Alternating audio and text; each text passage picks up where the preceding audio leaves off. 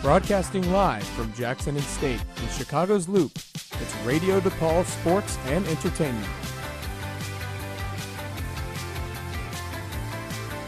You're listening to RDSE, where sports and showbiz meet.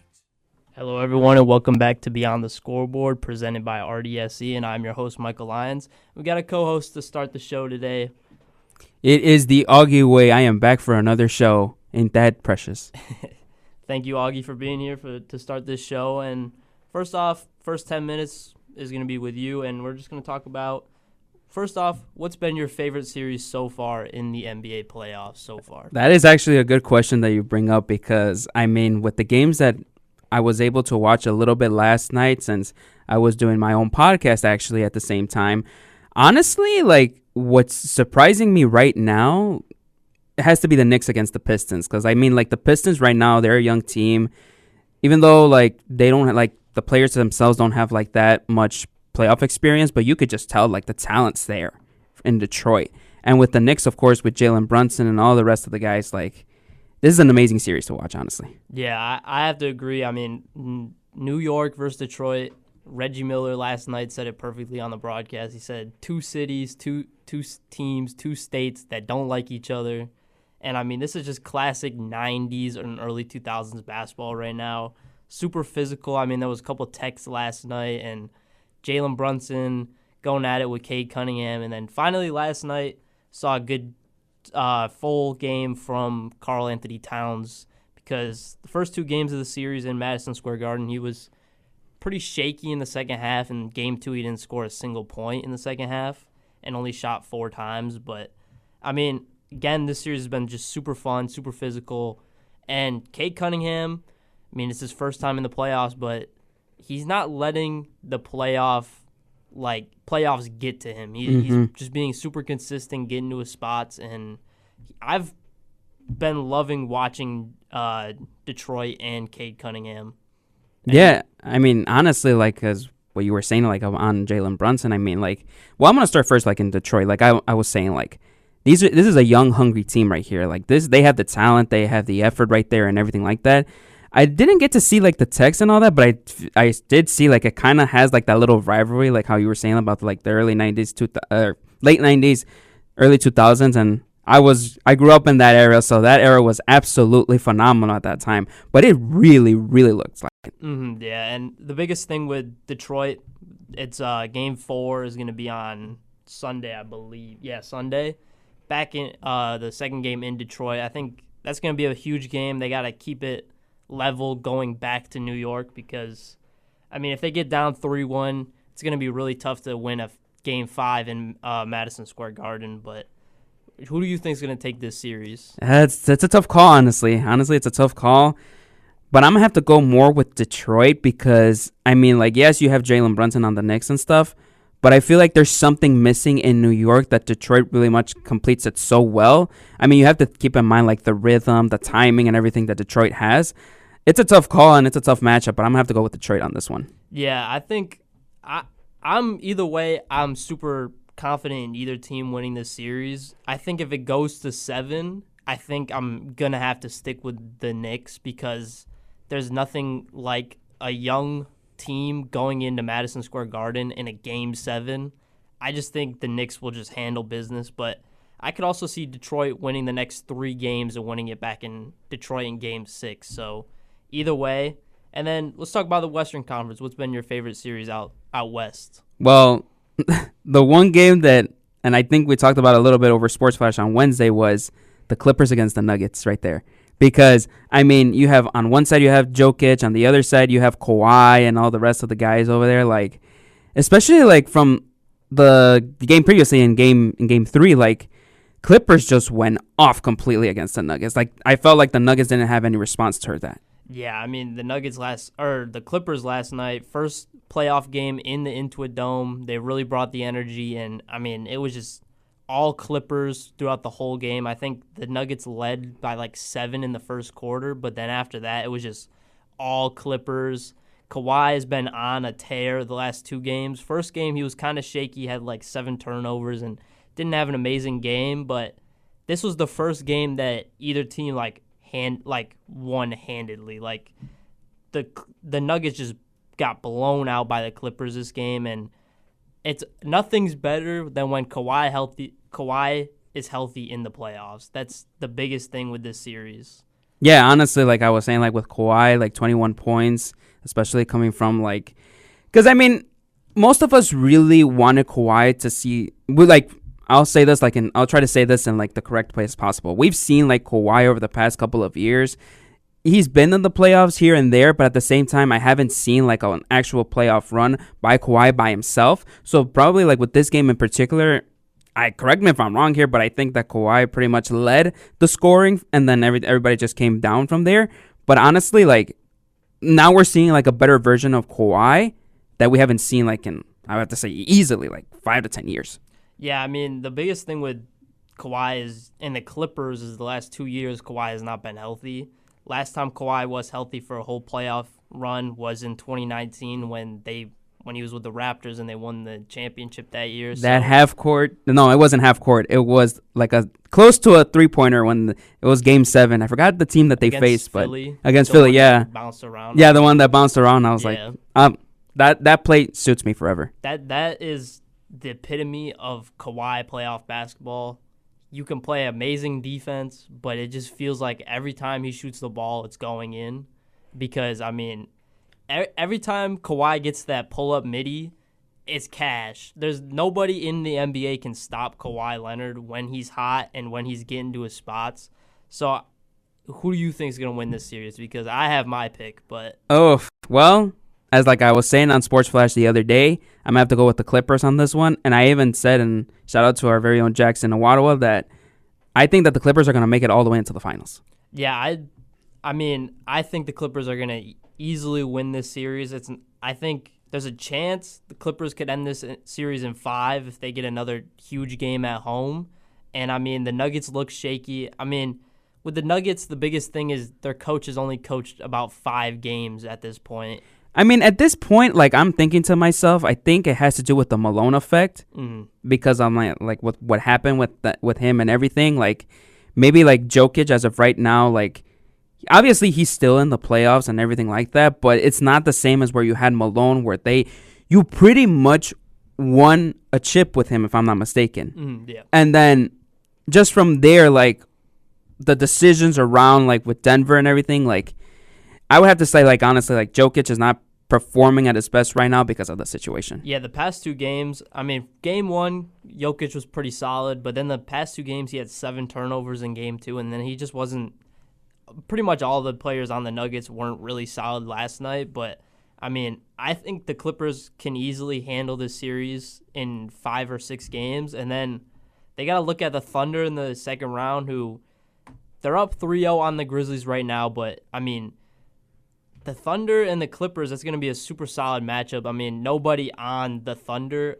We all talk about how the Thunder have an amazing defensive core and they have so many pieces on the defensive end, but they don't have anybody to stop Kawhi if he's going, and that's the biggest thing I'm going to look at with that. And, I mean, there's a chance that the Clippers could make a run to the championship. I mean, the Thunder against the Clippers would be an awesome matchup to see for sure. And for, like, the next couple of, like, this series in particular, like Thunder against the Grizzlies, I mean, I like Ja Morant, but at the same time, I don't think he is, like, the player that you need on the Grizzlies, in my personal opinion, but that's just me. But I honestly think that there's going to be a sweep by the Thunder. Yeah. I think Thunder are probably just going to maybe 5. Maybe the Grizzlies can snag 1 game at home, but it's going to be really tough, especially if Ja Morant is going to be out for their next game. But finally, what is your championship predictions this year? You can't leave out the Celtics. I can tell you that, but like I said, and I will still keep my matchup in place, like how I said in Sports Flash the other day, it's going to be the Clippers against...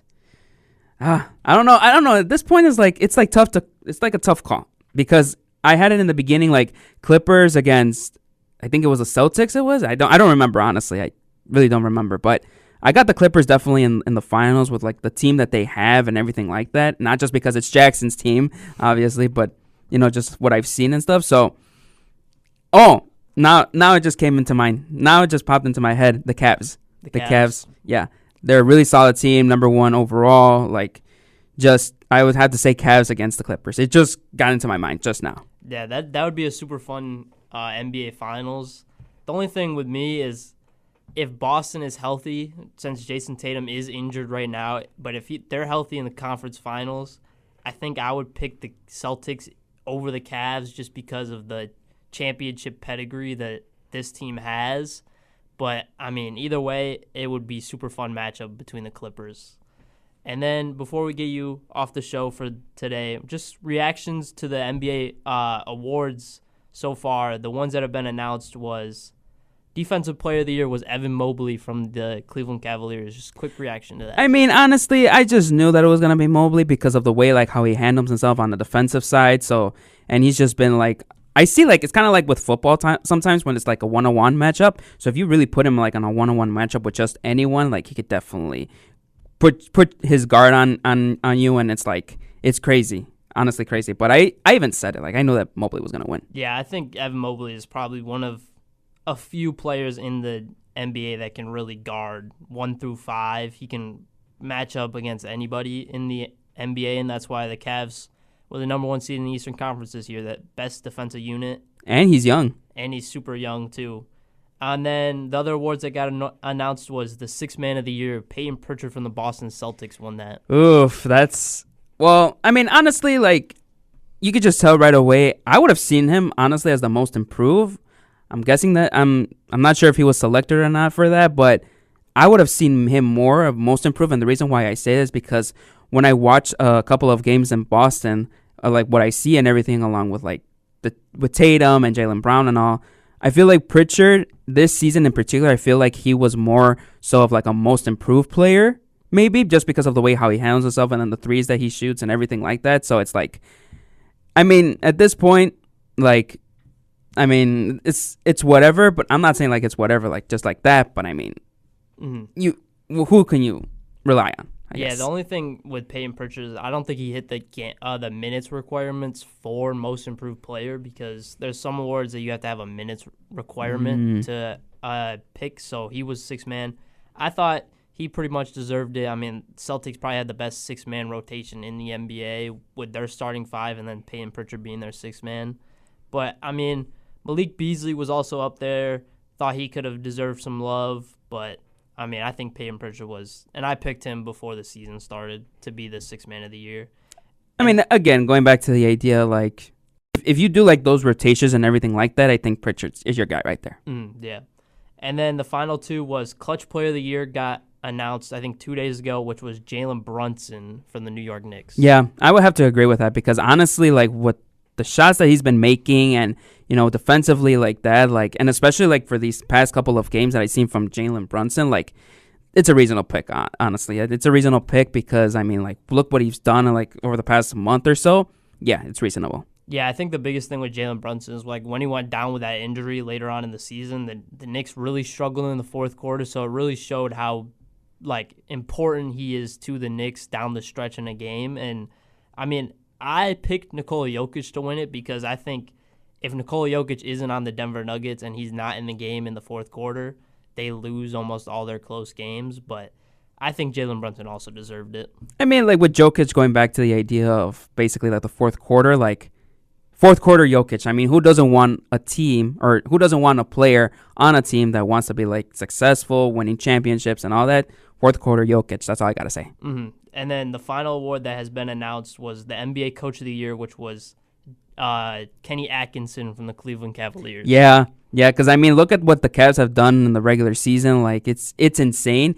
I haven't even seen that since, like, 2016 when LeBron was on the Cavs. So, I mean, honestly, like, it's a reasonable pick at this point. Yeah, first-year coach in Cleveland. I mean, super dominant this whole season, one of the best defensive teams in the league. For me, I thought J.B. Bickerstaff deserved it. I mean, you triple your wins from last season, going from 14 to I think they're around 48 right now or 44. I mean, there's not much. Kenny Atkinson was coming into a playoff team already from last season, but I'm not mad at him because he is a first-year coach, but I would have given my vote to J.B. Bickerstaff if he Kind of reminds me like with the Houston, I forgot the team's name, but in Houston for college basketball, like kind of reminds me like so similar in that case, like, and like Houston being so close to tying the score or probably winning the Natty. But then again, I go back to the idea like with Kenny Atkinson at this point, like as he's a first year coach, how many coaches do you see that in their first year make it to the playoffs and stuff? I mean, to be honest, you don't see that many, but especially like with right now, what Kenny has done, it's absolutely phenomenal. Yeah. And that's all I have for Augie today. Thank you for joining the show. And we're going to take a quick commercial break. And thank you for having me. Yeah. And then this has been Beyond the Scoreboard presented by RDSE. And I'm your host, Michael Lyons. Max Strus curling right side, drills a jumper. See what Strus does. He looks like he wants to shoot. I was kind of hoping he'd pull up there. And one. Floater was wet. Strus is loose. Curl, three. Bang. You know it. My goodness. Strus on the other end gets it to fall and one. Now up top, he's got a double team. Now it's just Figueroa on him. Nice move. Quick move. Wow. Out of control. Oh, my goodness. Wow, he was out of control and he finished off fast. That is a new career high for Max Strus. He had 34 earlier this year. He's got 35 now. You're listening to Radio DePaul Sports, the student voice of your DePaul Blue Demons. Hello, everyone, and welcome back to Beyond the Scoreboard. I'm your host, Michael Lyons. And again, thank you to Augie for joining the start of the show. And now we're just going to jump right back into the NBA playoff talks. And, I mean, it's been super fun to watch as of late. And, I mean, again, like me and Augie said, probably the most fun series so far, in our opinion, has been the New York Knicks versus the Detroit Pistons series. But we're going to start off with the OKC Thunder versus the Memphis Grizzlies. The OKC Thunder right now are up 3-0 on the Memphis Grizzlies in a game one where the Grizzlies went out and lost by 51 points to the OKC Thunder in the first round or the first game. Just one of the biggest blowouts in NBA history. And then game 2 came back a little bit better, still lost by 19 points. And then game 3, they were up by 26 points at halftime or close to halftime, and then lost by 6 points. One of the biggest comebacks in NBA history. So the biggest thing I want to say with the OKC Thunder and the Memphis Grizzlies series is OKC has really proven that they are legitimate. They are a team nobody wants to face. If they can win by 51 points when their star player, Shai Gilgeous-Alexander, the MVP frontrunner, only scored 15 points. They won by 51 points to a playoff team. Shai Gilgeous-Alexander had his least amount of points of the season in game 1, and the OKC Thunder won by 51 points. Just let that sink in. Now in game 1, I mean, biggest thing with this series, game 1 and game 2, was the fact that Ja Morant has to deal with 3 elite defenders that the OKC Thunder have. I mean, you start off the game getting guarded by Lou Dort. Maybe there's a screen. J-Dub, Jalen Williams, then switches on to Ja Morant. That's one elite defender and one very good defender. And then off the bench, you got guys like Alex Caruso and Cason Wallace coming into the game and just guarding Ja Morant whenever he's on the court. Ja Morant was not able to breathe in game 1 and game 2, and it showed. Ja Morant, 17 points in the first game, 6 of 17 shooting. Just a very difficult series for Ja Morant. And then, again, last night, in their 30-point blown lead, Ja Morant also went down with an injury on a very... I want to preface this first. The 3 stars that we have seen go down in the NBA playoffs so far, Jimmy Butler, Jason Tatum, and Ja Morant, none of those plays were not basketball plays. We need to stop acting like these guys are just going out there to hurt these guys.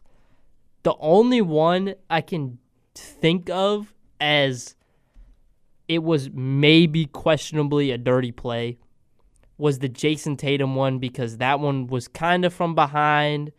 Didn't really need to go for it. He probably wasn't going to get it anyways. But, I mean, the Ja Morant one, Lou Dort slipped. He couldn't even get out of the way of Ja Morant. And obviously, as an elite defender, he's going to put his arm out to try and swipe at the ball. So, Grizzlies fans can be upset that their star player went down, but you guys also lost by 51 when he was on the court. You guys weren't winning this series anyways, so stop with this name calling. That was a dirty play. Lou Dort should have got ejected. Flagrant fouls. Stop. You guys aren't going to win this series. Even if Ja Morant is out there, you're not winning this series. So let's just get that straightforward, because he wasn't great in the 2.5 games he's played so far. So, biggest thing.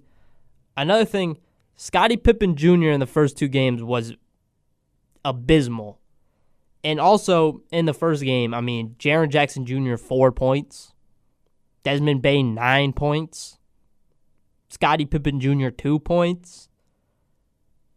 Like, the second best player, probably even the best player in Game 1, was Marvin Bagley. And then in Game 2 and Game 3, the OKC Thunder absolutely eliminated him from the game. So, this series it's been very one-sided, other than the first half in the game last night, where the Grizzlies were up by 30. And I mean, the things I have written down from Game 1 was Ja's getting guarded by elite defenders whenever he's on the court. Shea had only 9 points on 2 for 10 shooting, but OKC was up by 30 at halftime. OKC looks energized and rejuvenated. Just a huge, huge thing going into this series was the rest they had, having clinched up the number 1 seed a couple weeks ago. Memphis getting really frustrated throughout this series with the length, the size, the defenders they're getting matched up with. 2 for 18 shooting, and OKC 8 for 20 from the 3-point line. 17-0 on fast break points. And then again, this was the worst game of the year for Shea, and they still won by 50. OKC outworked them all over the court, and then Triple J just has to be aggressive, is what I had written down from Game 1. And then in Game 2, I mean, Jaren was much more aggressive. 26 points in this game. Ja Morant had 23. Desmond Bane had 19. Scottie Pippen Jr., 13. But then Marvin Bagley, their best player in Game 1, had 0 in this game. Santi Aldama had 10. But in this game, I mean, the role players are just better for OKC. That's just all it is when it comes to this series. I mean, Memphis was playing more physical in Game 2, which was a clear sign in why the game was much closer, but still, defensive versatility of OKC messes up so many sets for Memphis. Just, it felt like the Grizzlies could never get in a rhythm against this OKC Thunder team. Game 3, first half, they were in a rhythm. Everybody was hitting shots.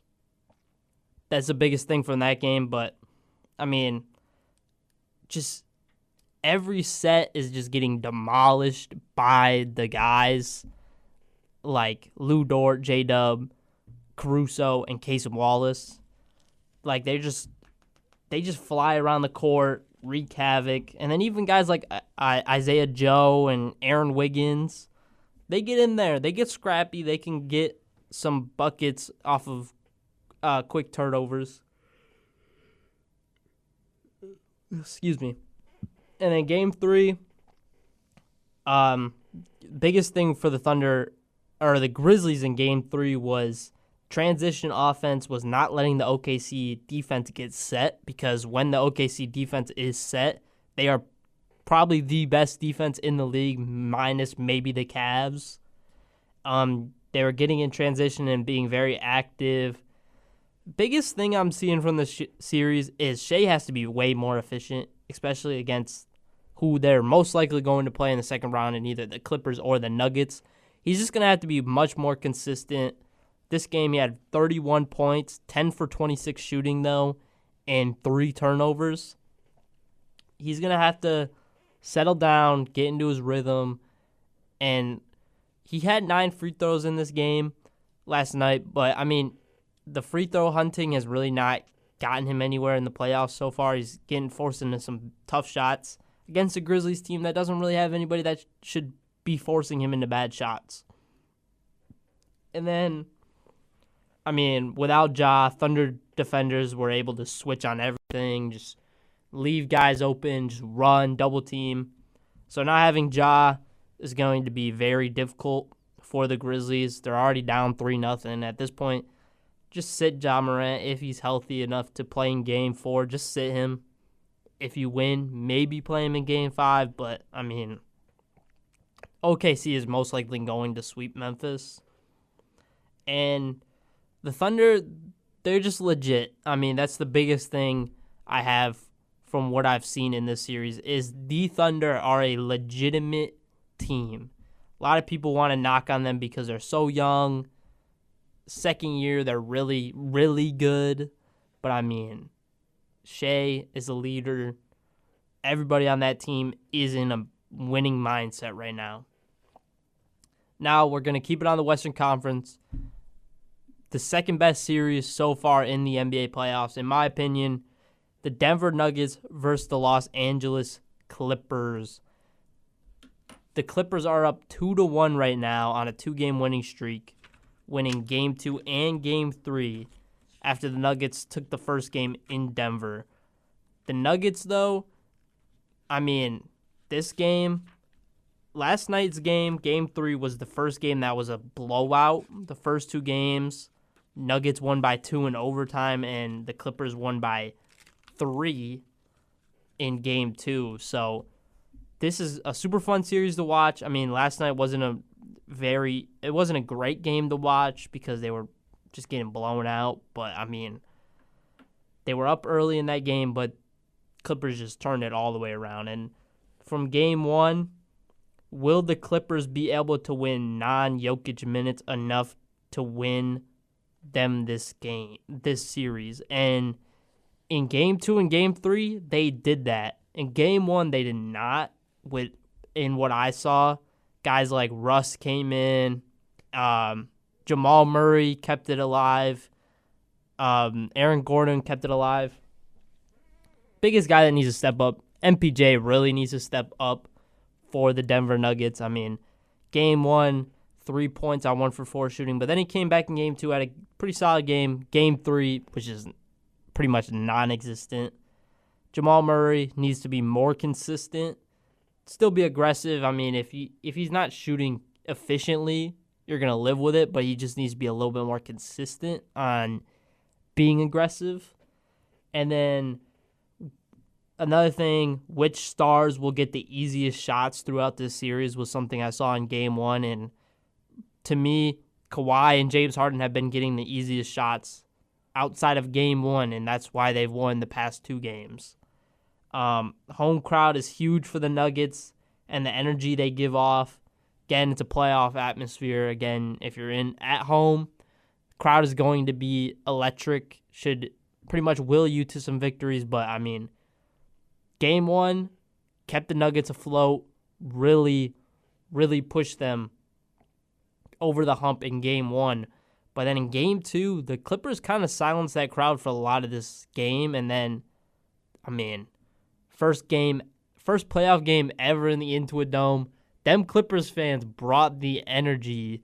Shout out to Jackson Iwata of Radio DePaul Sports, who is a Clippers fan. I bet he was definitely loving just the energy the Clippers come out with. And, I mean, just a super fun series to watch. Biggest thing in this series is Kawhi Leonard is healthy. It looks like we're finally going to get a full playoff series where Kawhi Leonard stays healthy.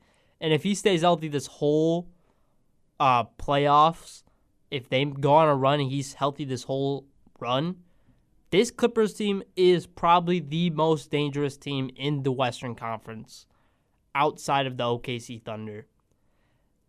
There's nobody in the world right now in the NBA that can guard Kawhi Leonard when he's hot. I'm just going to say it. Nobody can guard Kawhi Leonard when he's hot. He is a robot. He is not going to break you down with a lot of moves, but his moves are effective. And if they play the Thunder next round, yeah, they got Casey Wallace. Yeah, they got Alex Caruso. Yeah, they got Lou Dort. None of those guys are stopping Kawhi. You're going to have to live with Kawhi scoring 40 on you and being very, very efficient, which is the biggest thing with Kawhi this series. I mean, before the game last night, I think they said he was averaging 30.5 points on 71% shooting. Now, I didn't look exactly at what his scoring was in Game 3. I'll take a quick peek right now. 21 points on 7 for 17 shooting. So, Game 3, not super efficient, but, I mean, enough to will them to a victory. I felt the biggest thing with the Clippers is their pretty big mid-season acquisition in Bogdan Bogdanović has only scored 2 points so far in their 3 games. Game 1, he had a donut. Game 2, he had a donut. And then finally last night he got on the board, but he might need to step it up a little bit to close out the series against the Nuggets. But, I mean, they're winning these games, and they won a game handedly without having one of their better role players stepping up.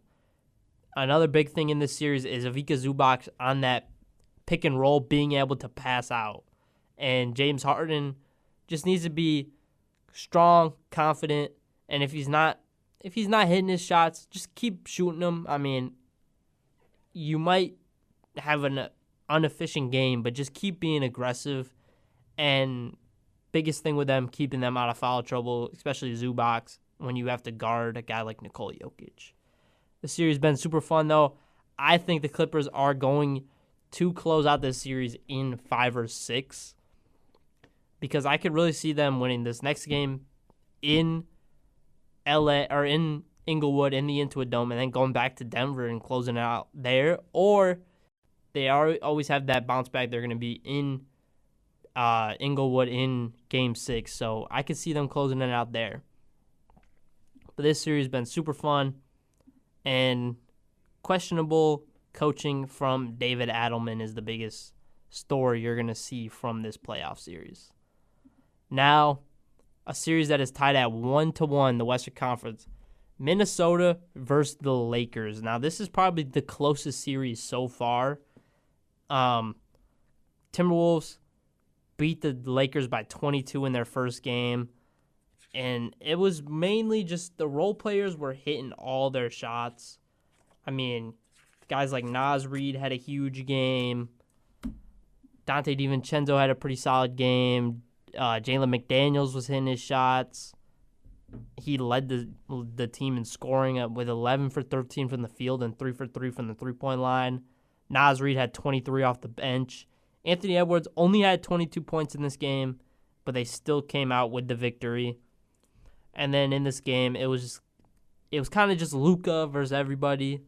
LeBron had 19, but 8 for 18 shooting, and Austin Reeves was 5 for 13 with 16.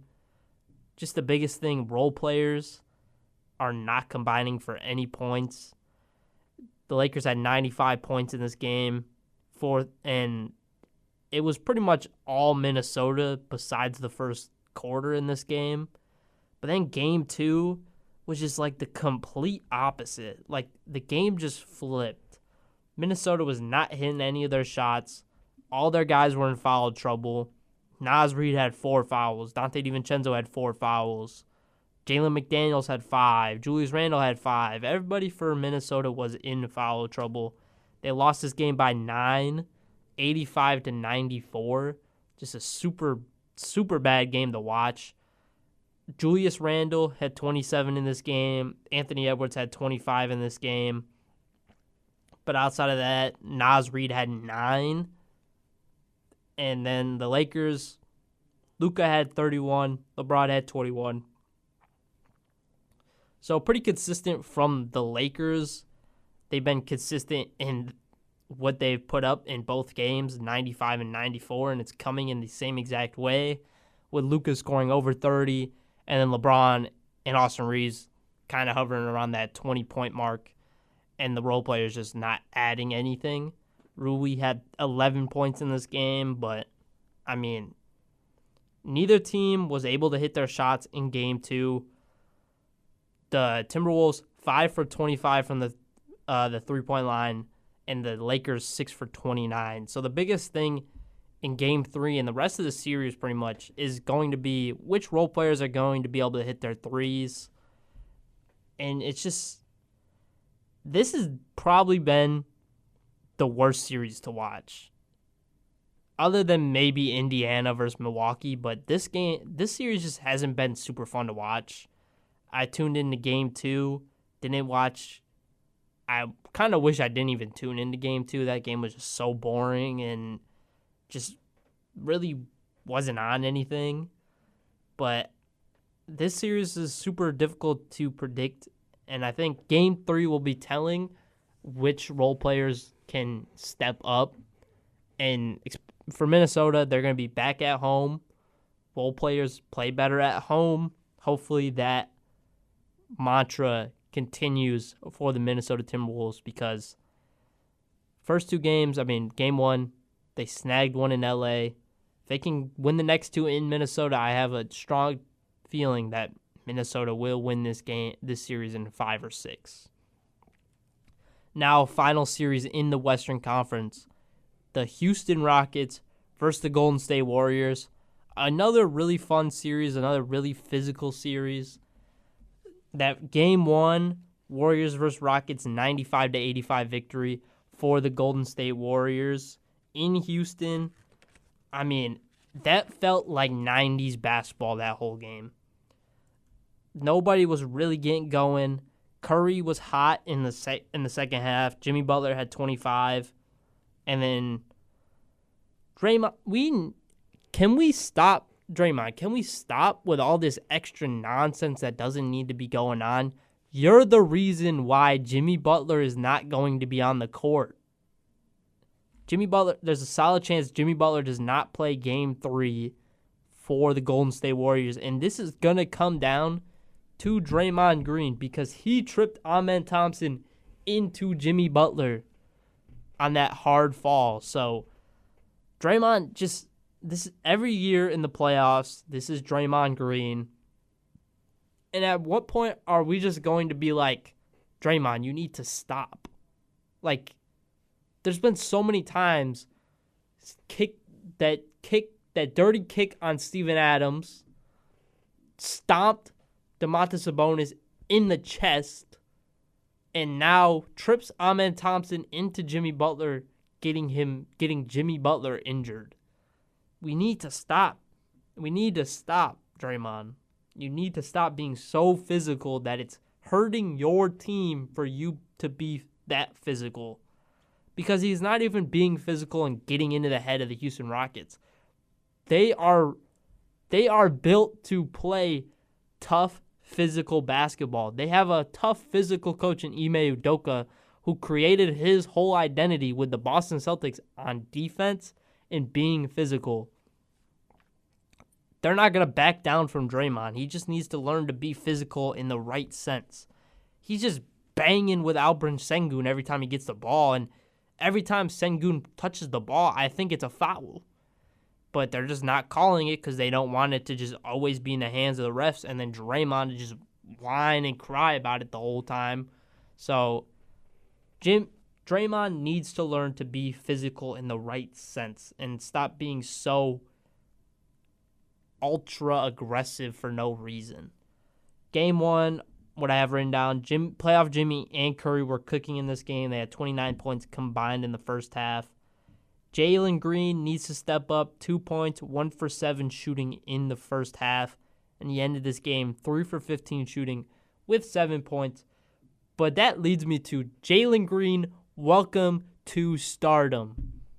Welcome to stardom, Jalen Green. Game 1, his shots weren't going down, but he was getting to his spots. Game 2, his shots were going down. 38 points, 13 for 15 from the field, 8 for 18 from the three-point line. Jalen Green, welcome to stardom. You are now going to be a premier scorer in the NBA and going to be looked at as the face of the Houston Rockets. That's the biggest thing I saw from Jalen Green. People might not like it, but when you have a 30-point game after having a 7-point game in the playoffs, you are legitimately a star and a proven scorer. That's what I saw from Jalen Green. Game 2, Jimmy Butler went down, and it just went down for Golden State. They had a couple runs. Curry only had 20 this game. Moses Moody had 12. Brandon Podziemski was also he was sick, so that was also tough for them. Kuminga was finally back and had 11 points on 4 for 12 shooting. Biggest thing is they need to get Buddy Hield going. Buddy Hield is one of the best shooters in the NBA. You need to get him going. You can't just let him wander around the court. You need to let Buddy Hield rock out if Jimmy Butler's not on the court. That's the biggest thing I have from this Houston Rockets Golden State Warriors series. I think biggest thing is Jimmy Butler going to be healthy?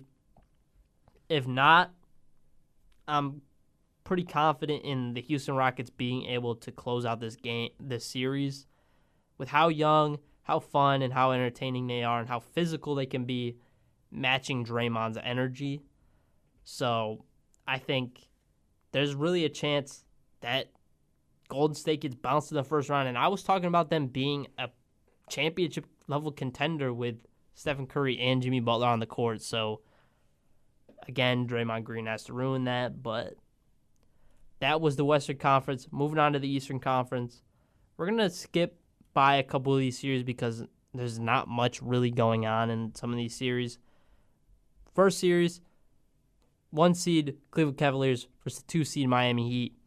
Game 1, Cavaliers won by 21 points, and then in Game 2, they won by 9. But Game 2, the Miami Heat kept that game close, and Ryan Hinsky of Radio DePaul Sports was feeling a little nervous. That's all I have to say. But I'm pretty confident they weathered that storm, bounced back from the Miami Heat cutting the lead to, I think it was 4 at one point. So I think biggest thing is I think the Heat will take a game in Miami, but the Cavs just need to pretty much lock it up in Game 5.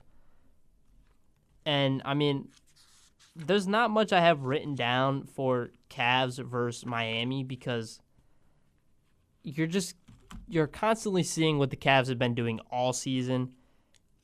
Game 1 was a huge Ty Jerome game.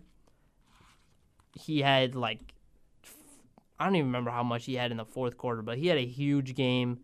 Fourth quarter was really Ty Jerome's time, and this was without Darius Garland on the court, which he's been doing all season, and he's going to get paid in the offseason. So, Cavs fans, this is your chance because he's probably going to be gone next year. Evan Mobley, Defensive Player of the Year, super versatile. Nobody's really attacking him, so he's kind of eliminating guys from the games. Donovan Mitchell, 30 points. Darius Garland, 27 in the first game, and Ty Jerome had 28.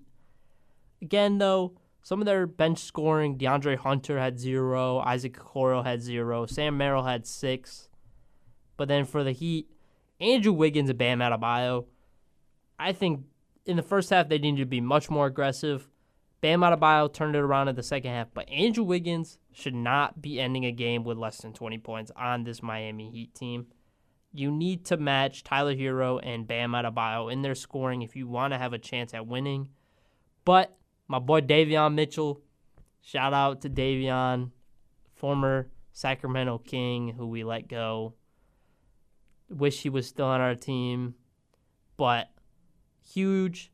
He had 18 points in the first game, and then game 2, he was in the starting lineup and had 18 points again. Game 2, though, Tyler Hero had a huge game, but then game 2, Andrew Wiggins and Bam Adebayo were just not aggressive again, and partially for Bam Adebayo, that is having to bang with Jared Allen and Evan Mobley down low. But Andrew Wiggins just needs to be much more aggressive, much more efficient, and he just has to. This is the whole conversation with Andrew Wiggins as a player. He has the skills to be one of the best players in the league. There's a reason why coming out of Kansas, his nickname was Maple Jordan. Nobody just gets that nickname. He could be a premier player in the NBA. It's just he's not aggressive enough, and that will haunt teams that have Andrew Wiggins for however long they have him. And then for Cleveland, I mean, this game, Donovan Mitchell had another 30-piece, Darius Garland 21, Evan Mobley 20, Jared Allen 9 points, but he's a defensive guy in the playoffs. You're not expecting too much from him. Max Strus 14 points, and then DeAndre Hunter 12 points. Ty Jerome only had 6 points this game, but again, just think it's going to be a pretty fair series for the Cavs to get out of there in a gentleman's sweep. Maybe if it gets pushed to Game 6 and I'm a Cavs fan, I would be worried, but I think you're going to lose one of the games in Miami, but come back to Cleveland, just handle the business. Next game in the Eastern Conference, or next series in the Eastern Conference, is the Milwaukee Bucks and the Indiana Pacers. This series, I have really not been paying much attention to. Game 1 I watched, but kind of wish I didn't. I mean, Milwaukee just, this whole game was all Indiana besides the third quarter, but at that point, Milwaukee still didn't really have a chance. This was all Giannis this game. You have a complete 0-point game from Kyle Kuzma in 22 minutes of action. Kyle Kuzma, you're not somebody that should have 0 points, 0 rebounds, 0 assists, 0 steals, and 0 blocks in a playoff game. You did your best Tony Snell impression, but come on. You're in the playoffs. Get a rebound at least. That's a hustle stat. Just get a rebound. Get a steal. Get an assist. Pass it down low to Giannis. At least get on the score. Like, get on the board with stats. Like, come on. But again, this game, Giannis, 8 for 15 from the free throw line. That's going to be the biggest thing that haunts Giannis his whole career, and it still has, and it always will until he fixes it. This game probably could have easily been a game if Giannis could just hit his free throws. Then in game 1, just some of their guys weren't super aggressive coming off the bench, and Bobby Portis only had 4 points this game.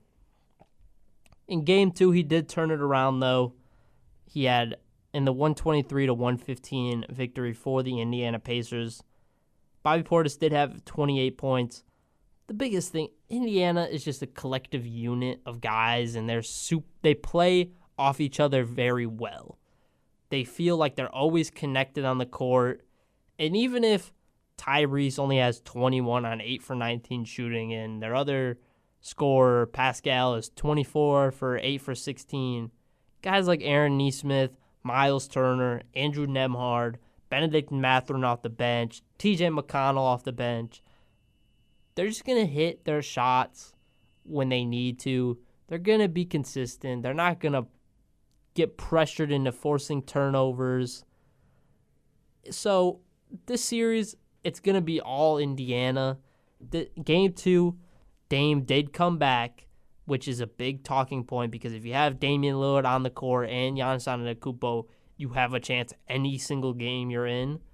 But, I mean, Dame in Game 2 only had 14 points on 4 for 13 shooting. Again, he's coming back from a blood clot. He hasn't played in a long time. And if that calf is shaky, which kept him out of the playoffs last year against the Indiana Pacers, I don't think you can really trust it. I don't think you can really trust Dame. And if I'm Indiana, I'm putting Damian Lillard in every action. I'm attacking him every time he's on the court. So Kuzma in this game had 12 points, finally got on the board, 5 for 10 shooting. Just if he can do that, even if the Bucks lose this series, if he gets 12 points, 3 rebounds, and an assist on pretty efficient shooting, that's respectable. But if you put up a donut, you can't be having that in the playoffs. This series, I think, I don't know, it's going to be a tough series to match up because it's really been a one-game series with the Bucks being healthy. But I don't know, I feel more confident in Indiana and how collective or connected they are, and I trust Rick Carlisle much more in the playoffs than I trust Doc Rivers. I think Indiana is probably going to win this series in 5. I think Milwaukee might steal one. But again, this is 2 teams that don't like each other, and Indiana probably wants to sweep them and be like, you're just not on our level. Get back to the drawing board. But that's not been a super fun series to watch, in my opinion, because, I mean, it's Giannis versus the world out there. And Giannis is a fun player to watch, but it's not fun watching him just struggle at the free throw line. Next series, we got not 8 minutes left, so we're going to be pretty quick with these last 2 series. Detroit basketball. Detroit versus the New York Knicks. Super fun series to watch. Knicks took a 123-112 victory in the game 1. Then the Pistons came back, 194 victory. And then the Knicks stole a game last night in Detroit, 118-116. But that game last night in Detroit, the first game in Detroit, game 3, was the first game that the New York Knicks felt like the better team the first half. And it was a complete game from Karl Anthony Towns. That's the biggest thing. Game 1 and game 2, he was solid in the first half. Not amazing, but he was solid. But then the second half just fell apart. And the biggest thing with the Pistons I'm seeing, the inexperience of some of their guys, like Asar Thompson and Ron Holland, and even guys like Malik Beasley, Jalen Duren, they just kind of make boneheaded plays. They're so young, but they're so fun in the fact that Dennis Schroeder can hit a shot at any moment. Malik Beasley can hit a shot at any moment. Tim Hardaway Jr. can hit a shot at any moment. But the thing is, the Knicks, they can force them really late into their sets, making them have to shoot like really late in the shot clock or even getting 24-second violations. So the inexperience from that standpoint is something that is not fun to watch from Detroit. But when they're hot, I mean, Tobias Harris in the first 2 games was amazing for Detroit. Cade Cunningham, game 1 was a little shaky, but he is playing at his tempo. He's not letting anybody speed him up. He's going to be a guy that you're not going to want to play in the playoffs for years to come. And another thing I have to say from this series, we need to stop with the flopping, Jalen Brunson. I get selling calls. I get that. You're a small guy. You're getting guarded by 6'5" guys, and you're about 5'11". Like, yeah, I understand that you're going to be a little bit more exaggerated when you get pushed. Or when you get pushed, that's actually how it's affecting you. But stop flopping and instantly looking at the ref like, call that, call that, call that. Like, it's just frustrating to watch. Like, I get if you're a Knicks fan, you love Jalen Brunson and what he's doing. But if you're just anybody else, you hate what he's doing on the court. It just reminds me of James Harden from a couple seasons ago, which you still have to respect them. Shea from this season, you still got to respect him. But this one is more similar to the Joel Embiid, where he's putting himself in harm's way. Jalen Brunson is getting beat up in this series, which is something that pushes me to want to pick Detroit to close this series out, because Jalen Brunson is about 1 injury away from the New York Knicks falling apart. But I'm still going to stick with if this series goes to 7, which it's looking like it might go, I think the New York Knicks will close out the series in the Madison Square Garden. The biggest game, though, to continue this series and give Detroit a chance is Game 4. If Detroit gets down 3-1, they're so young, I think the Knicks just close it out in Game 5 in the Garden, which is going to be super tough. They're going to bring a lot of energy. They're going to want to close it out, get a little bit of rest. But super fun series. If you haven't watched this series, go out there and watch this series. Watch the Clippers series and watch the Rockets-Warriors series. And then finally, just to quickly end off the show, we have the Celtics versus the Magic. Now this series, 103-86 victory for the Celtics in Game 1, and then a 109-100 victory in Game 2. Biggest thing with the series is just, again, Orlando has nobody to score the ball outside of Paolo Banchero and Franz Wagner. Now, what's been pissing me off is seeing Caleb Houston check into the game before Cole Anthony, or even at points Anthony Black. There should never be a point in this series, or even in the regular season, there should have never been a point where Caleb Houston is in the game over Cole Anthony or Anthony Black. Caleb Houston has done nothing, literally nothing, in the 2 games of this series, and he did nothing against the Atlanta Hawks. Cole Anthony was the reason why they beat the Atlanta Hawks. He's the only guy coming off the bench that is confident enough to shoot any shot.